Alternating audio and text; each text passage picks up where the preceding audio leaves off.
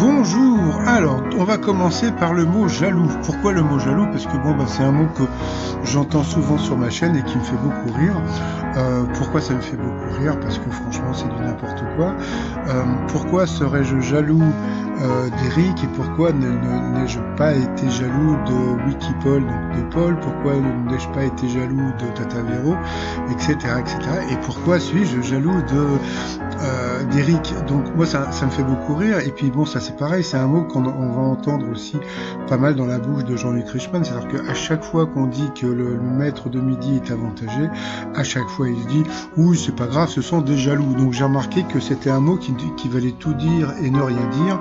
C'est-à-dire qu'en fin de compte, quand on sait pas quoi dire, on dit il est jaloux. Donc voilà, donc je trouve que c'est un mot de faible. Voilà, donc quand vous avez un problème, vous dites jaloux. Donc je trouve ça un peu bébête, mais ce n'est pas grave. Allez, sinon petit résumé des 12 coups de midi d'aujourd'hui. Alors Jean-Luc Reichmann avait fait péter son petit polo.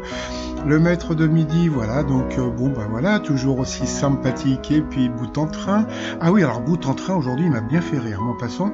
Alors au coup d'envoi, la première question qui suit de très près, une femme appelée fashionista, donc bien sûr c'était la mode. Après il y a eu de la musique et il s'est mis à danser, donc ça y est, il se lâche le Eric.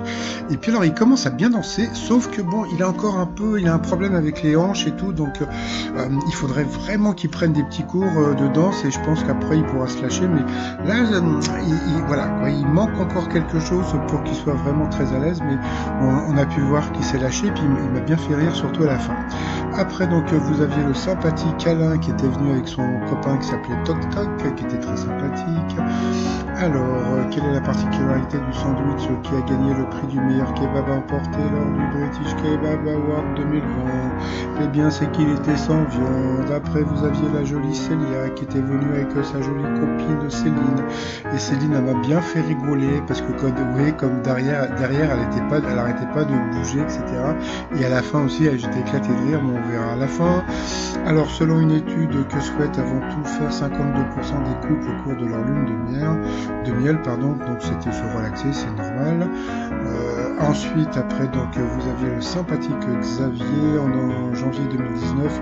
Quelle pièce de théâtre d'un nouveau genre a été proposée à Paris au Palais des Glaces? Eh bien, c'était une pièce pour naturistes, pour le maître de midi.